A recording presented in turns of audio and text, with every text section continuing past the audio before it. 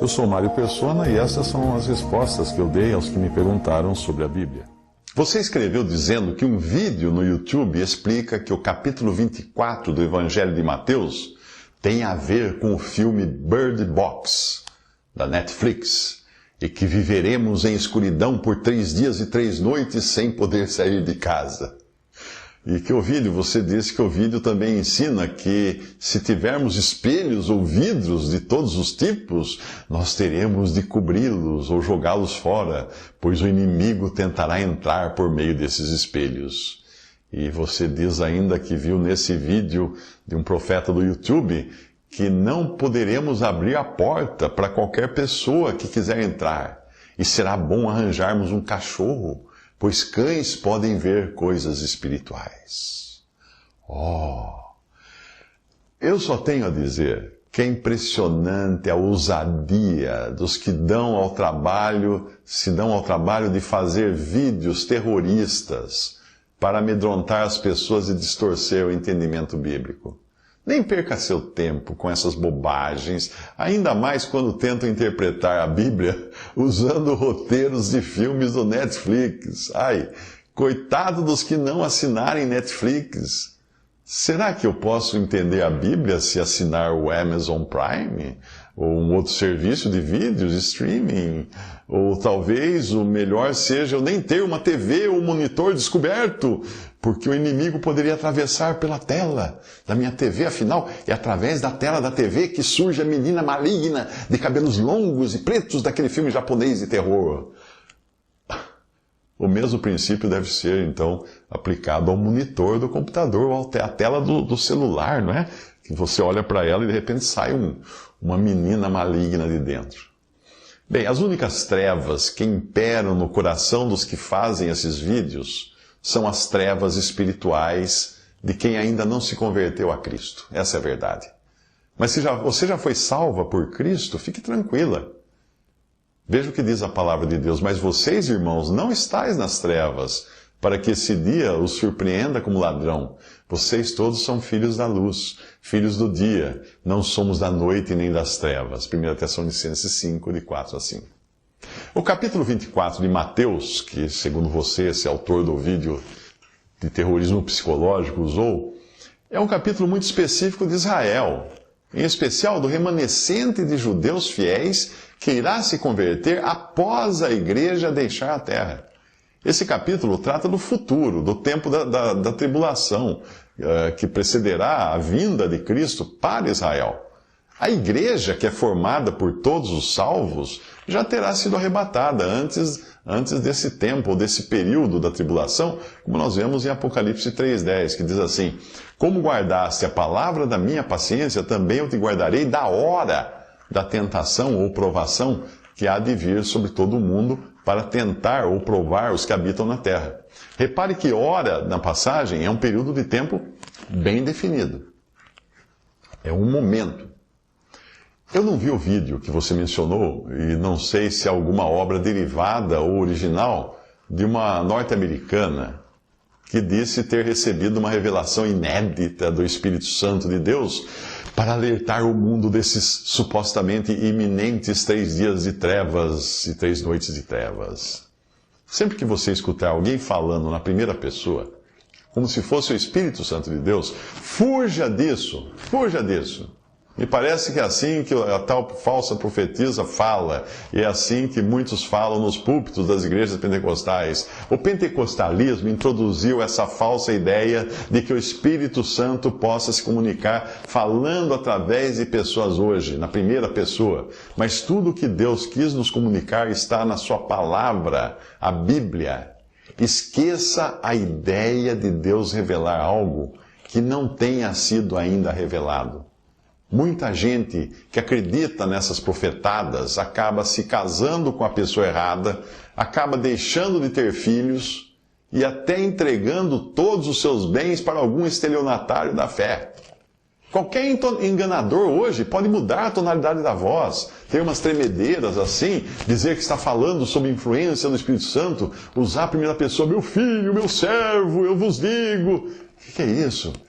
Isso as religiões reencarnacionistas fazem, há séculos, quando seus médiuns se deixam possuir por espíritos enganadores, também conhecidos na Bíblia como demônios, que fingem ser algum falecido que eles acompanharam por toda a vida aqui no mundo e de quem conhecem, obviamente, todos os segredos.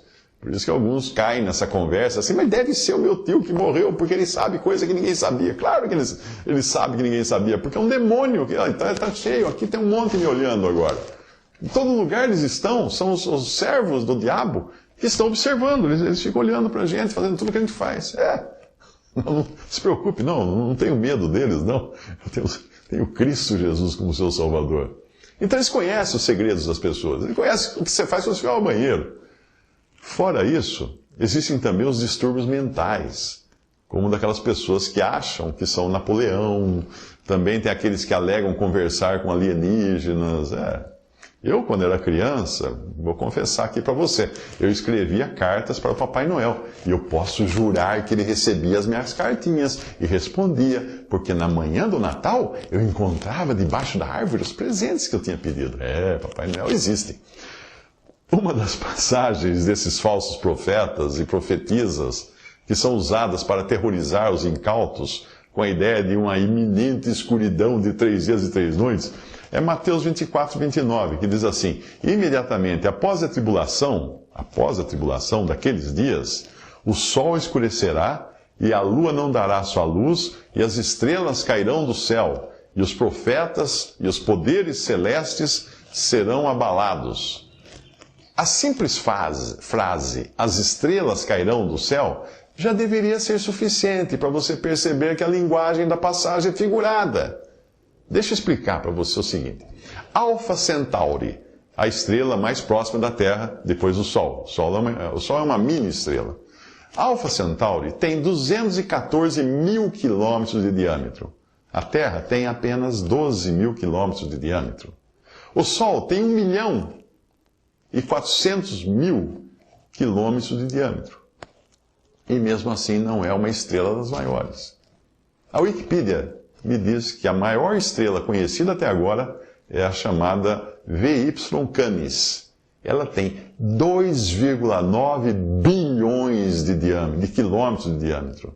Você consegue imaginar uma estrela com 2,9 bilhões de quilômetros de diâmetro caindo numa Terra que tem apenas 12 mil quilômetros de diâmetro? Consegue? Imagina. Agora, todas as estrelas do céu juntas, despencando nesse cisquinho que é o nosso planeta. Você acredita que é literal o que a passagem diz? Claro que não, nem eu acredito que é literal. Achar que uma estrela possa cair na Terra é quase como jogar basquete usando de cesto a xícara do cafezinho e achar que você vai fazer cesta. Eu não estou falando do que nós chamamos de estrelas cadentes, que não são estrelas, mas são simples meteoros ou pedras do espaço que queimam quando entram na atmosfera terrestre. Só as menores que são chamadas meteoros, porque elas produzem o efeito meteórico, que é o flash de luz resultante da sua queima. O meteorito é o que sobrevive a essa entrada e chega até aqui. Aí chamado de meteorito, a pedrinha que, no fim, acaba aqui no chão da Terra. Já os asteroides e cometas são muito maiores e são feitos de rocha ou de gelo. Alguns já atingiram a Terra, tem crateras imensas por aí, de tempos imemoriais, mas nenhum do tamanho de uma estrela tentou fazer cesta nesta xicrinha de café que é o nosso planeta. O mais viável é a Terra cair numa estrela do que o contrário. Quem interpreta literalmente o versículo 29 de Mateus 24 deve ser dos que acham que a Terra seja plana e que acima da Terra não existe todo um vasto universo com planetas e estrelas gigantescas. Esses que também seguem os profetas especialistas ou cientistas de YouTube veem, no seu devaneio infantil, o céu como se fosse o domo de um planetário. Nesse céu dessas pessoas, os planetas e estrelas seriam do tamanho de adesivos fosforescentes desses que você compra nas papelarias, ou lantejoulas, ou lampadinhas LED, que os adolescentes costumam colar no teto do quarto, né, para imitar o céu, deita na cama, depois fica vendo o firmamento do teto do quarto. Se você não quiser que essas estrelas caiam na Terra, cole bem cada uma delas no teto do seu quarto, para evitar qualquer acidente. Mas então que estrelas são essas que cairão na terra? E que 3 dias e 3 noites de trevas serão esses dos quais tanto falam os profetas do YouTube? Bom, uma boa ideia é recorrer à leitura do livro de Apocalipse, onde esses símbolos aparecem várias vezes. Sim, eu disse símbolos, porque é o que são. E o livro de Apocalipse é todo ele escrito em linguagem simbólica. Tem um artigo com o título Símbolos Bíblicos do Apocalipse, de John Nelson Darby. Você encontra na web esse artigo. Ele interpreta o Sol como autoridade suprema estabelecida sobre a Terra. A Lua como, abre aspas, um instrumento subordinado, refletido para repercutir a autoridade governamental sobre a Terra, fecha aspas. E as estrelas ele interpreta como sendo, abre aspas, autoridades independentes menores, instrumentos de luz e poder, fecha aspas. Em Apocalipse 8:12 é dito que o 4º anjo tocou a sua trombeta e foi ferido 1/3 do sol, 1/3 da lua e 1/3 das estrelas, de forma que 1/3 deles escureceu.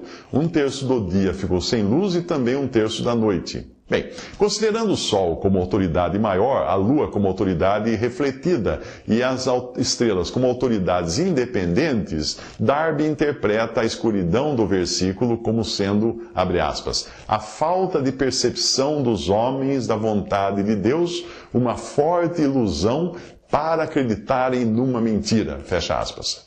Embora isso ainda esteja para acontecer no futuro, hoje não são poucos que acreditam nas mentiras dos profetas do YouTube, como esses que alertam para 3 dias e noites de escuridão. Eu até admito que isso possa acontecer a qualquer momento, mas só para quem não pagou a conta da luz, né? Paga a conta da luz, você não vai ter 3 dias e 3 noites de escuridão.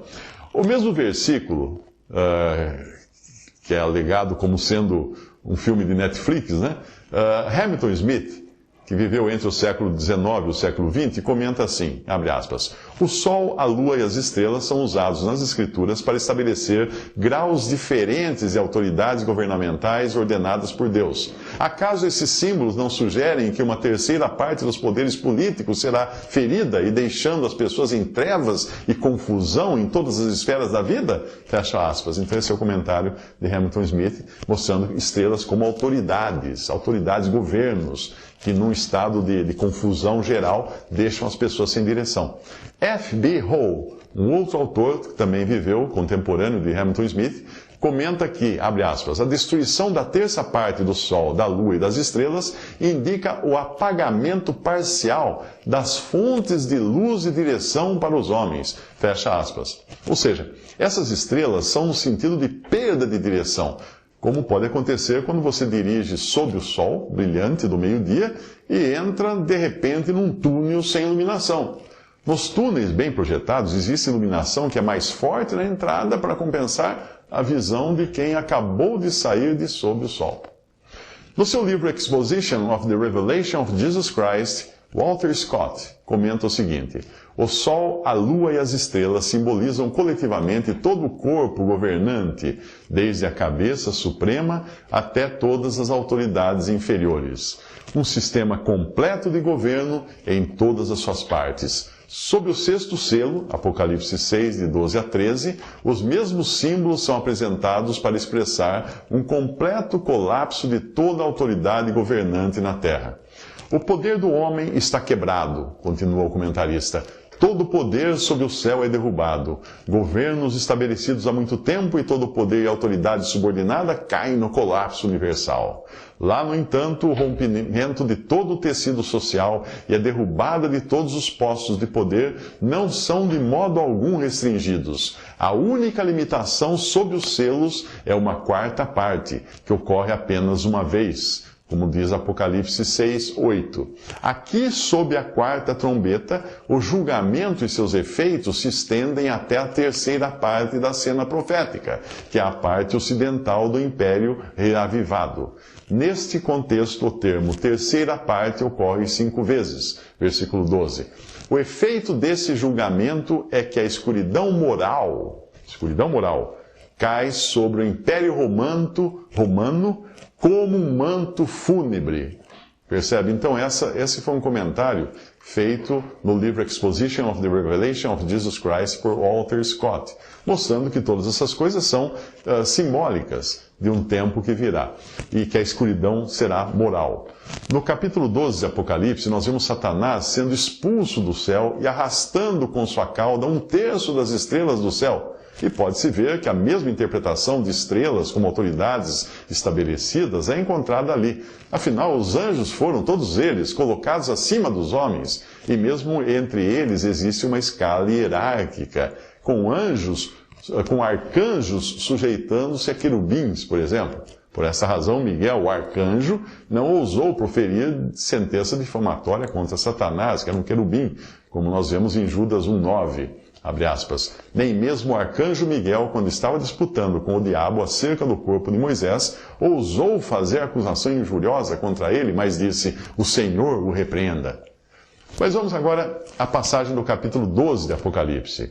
Então apareceu no céu outro sinal, um enorme dragão vermelho com 7 cabeças e 10 chifres, tendo sobre as cabeças 7 coroas. A sua cauda arrastou consigo 1/3 das estrelas do céu, lançando-as na terra. Houve então uma guerra no céu. Miguel e os seus anjos lutaram contra o dragão, e o dragão e os seus anjos revidaram, mas estes não foram suficientemente fortes e assim perderam o seu lugar no céu. O grande dragão foi lançado fora. Ele é a antiga serpente chamada Diabo ou Satanás, que engana o mundo todo. Ele e os seus anjos foram lançados à terra. Então ouvi uma forte voz do céu que dizia, agora veio a salvação, o poder e o reino do nosso Deus e a autoridade do seu Cristo, pois foi lançado fora o acusador dos nossos irmãos, que os acusa diante do nosso Deus dia e noite. Portanto, celebrem, ó céus, e os que neles habitam, mas ai da terra e do mar, pois o diabo desceu até vocês. Ele está cheio de fúria, pois sabe que lhe resta pouco tempo. Apocalipse 12, de 3 a 4, e Apocalipse também os versículos de 7 a 12. Esta passagem ensina muitas coisas, além do fato de as estrelas representarem poderes ou autoridades, como são os anjos, independente de serem rebeldes a Deus ou não. A passagem ensina que devemos buscar na Bíblia o entendimento para a própria Bíblia, e não em alguma suposta revelação de última hora de alguém que talvez tenha se esquecido de tomar os seus medicamentos e comece a falar assim, meu servo, eu vos digo. Veja que na descrição do dragão, o Espírito Santo nos remete ao livro de Gênesis, a antiga serpente, que é o diabo e Satanás. E é também lendo o livro de Gênesis que você aprende que os astros criados em eras imemoráveis, que cabem perfeitamente antes do versículo 2 de Gênesis 1, foram designados a partir do versículo 14 de Gênesis 1, para servirem de governantes para a terra e suas estações. E disse Deus, haja luminares na expansão dos céus para haver separação entre o dia e a noite, e sejam eles para sinais e para tempos determinados, e para dias e anos, e sejam para luminares na expansão dos céus, para iluminar a terra. E assim foi. E fez Deus os 2 grandes luminares, o luminar maior para governar o dia e o luminar menor para governar a noite. E fez as estrelas. E Deus os pôs na expansão dos céus para iluminar a terra e para governar o dia e a noite e para haver separação entre a luz e as trevas. E viu Deus que era bom. Fecha aspas, até aí Gênesis 1, 14 a 18. Uma melhor tradução da passagem seria assim, e disse Deus, sejam os luminares para, etc, etc, etc. Porque esses luminares já existiam quando Deus criou os céus e a terra, no versículo 1 do mesmo capítulo. O sol não foi criado no versículo 14, pois a luz já havia sido chamada à cena no versículo 3. E no versículo 5 são mencionados o dia e a noite, portanto, havia sol já. Portanto, o sol, a lua e as estrelas, no capítulo 1, versículo 14 e versículos seguintes, receberam, nesses versículos, a incumbência de governo dos ciclos que ocorrem na Terra e serviriam também para a navegação, para o registro das horas, para as estações, etc., além de simbolizarem os seres espirituais e homens com autoridade, que nos remete então ao Apocalipse, aos símbolos que estão lá em Apocalipse. Bom, eu espero ter lançado um pouco de luz sobre essa escuridão pregada pelos falsos profetas do YouTube. E eu aproveito para dizer que um verdadeiro salvo por Cristo não precisa de um cão para guiá-lo e protegê-lo dos ataques de Satanás e dos seus emissários, um cão que detecte coisas malignas ao seu redor. Não. Esses emissários de Satanás hoje são muito abundantes, sabe onde? Na própria cristandade. Eles estão nos púlpitos por aí. Efésios 6,11 diz o seguinte: revesti-vos de toda a armadura de Deus para que possais estar firmes contra as astutas ciladas do diabo. A armadura de Deus, e não um cão para fazer isso, para nos manter contra as ciladas do diabo. Você também não precisará quebrar os espelhos da sua casa, porque só em filmes de terror eles servem para seres espirituais atravessarem de uma para outra dimensão. Tente passar de um cômodo da sua casa para outro através do espelho, aí você vai se arrepender de tentar fazer isso, a menos que o seu nome seja Alice e você queira visitar o País das Maravilhas, não é? Bem, isso me faz lembrar do tempo em que eu morava numa casa em cujo banheiro havia um daqueles pequenos gabinetes de plástico com um espelho. Esses gabinetes que a gente compra em lojas de material de construção ou em supermercados. E o espelho se quebrou. E eu fiquei de comprar um espelho novo para colocar ali, mas eu esqueci completamente, né? E uma noite eu acordei, esquecido de que o espelho estava quebrado, e quando eu fui ao banheiro, eu olhei para onde devia estar o espelho e quase morri de susto, porque eu não vi a minha imagem refletida. Eu só vi o fundo plástico cinza do gabinete. Aí eu achei que eu tivesse virado um vampiro, como nesses filmes de terror. Visite respondi.com.br. Adquira os livros ou baixe e-books. Visite 3minutos.net. Baixe o aplicativo.